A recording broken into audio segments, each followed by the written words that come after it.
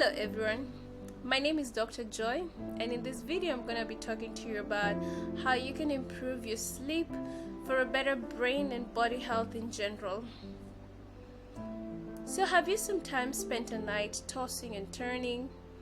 You can't seem to fall asleep no matter how much you try, and this can be quite frustrating. And before you know it, you start to hear the birds singing outside, and soon the light encroaches to your room. Alas, it's morning. Then you begin to wonder how you're gonna make it through the day, having not had enough sleep during the night. On the other hand, if you grew up like I did, you probably had things like burning the midnight oil, and therefore you more often than not spent the night studying for your exams or probably working on a project. But as you begin to get older, you start to realize the importance of getting enough sleep every night. Lack of enough sleep has been associated with some neurological diseases. As an example, Alzheimer's disease. This is because when you sleep, your brain cleans itself up and gets rid of some of the toxins. For example, a protein called beta amyloid, which usually when you don't get enough sleep, this protein can accumulate in your brain, and this has been associated with Alzheimer's disease. Number 2, lack of enough sleep can impair your brain's ability to store new information, or else what we call neuroplasticity. This is because when you sleep, your brain processes and stores the new memories, and therefore when you lack enough sleep, you could end up with short-term memory loss or eventually dementia. Number 3, lack of enough sleep has also been associated with weight gain problems. This is because when you don't get enough sleep, your brain could end up producing too much of the hunger hormones, signaling your body that you feel more hungry, hence you end up eating more. Also, stress and anxiety following the sleep deprivation can cause you to desire to want to eat more to relieve yourself. So you end up snacking, and this could affect your weight. Number 4, lack of enough sleep can affect your immune system. This can lead to lowered number of anti-cancer fighting cells, or what we call the natural killer cells. Hence, you will be more prone to getting certain types of cancer. Also, sleep deprivation could affect your cardiovascular system. Hence, you will be more prone to heart attacks and, in some cases, stroke. Lack of enough sleep can also lead to paranoia. So even if you don't have the full-blown hallucinations, you could end up imagining things. Furthermore, not getting enough sleep can affect your mood. You might end up moodier, and it can also impair your ability to concentrate and to remember things.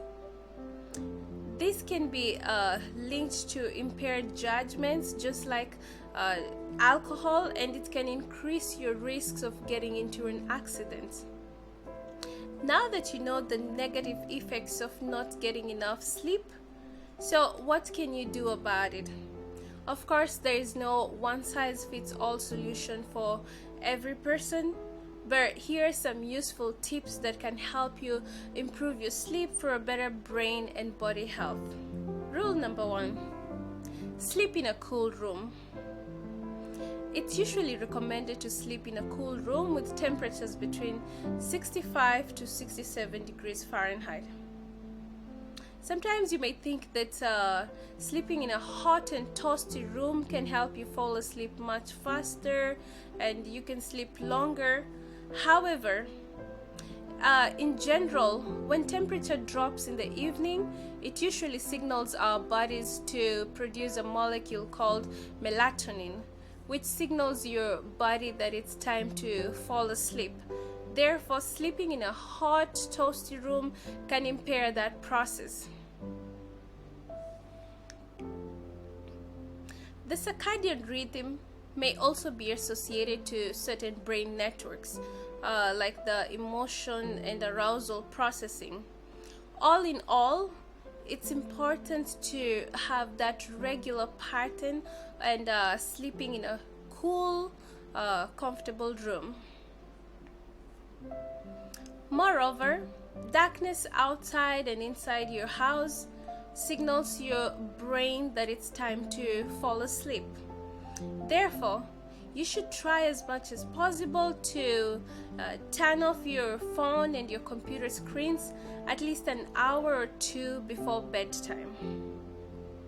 Furthermore, you should try to avoid alcohol and stimulants like caffeine, mostly in the afternoon and in the evening. But if you have complete sleep deprivation or sleep problems, you should try as much as possible to completely avoid caffeine. It's also necessary to have a rigorous sleep hygiene plan.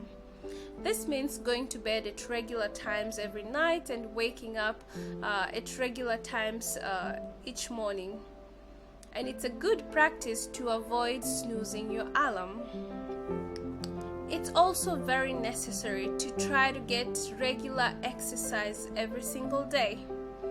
This can help your body to relax and you will be ready to fall asleep when it's time to go to bed. Anxiety and having too much to worry about can also affect your sleep. It's recommended that as much as you can, you should try to find some time during the day to think about what are those things that you worry about and write them down if possible.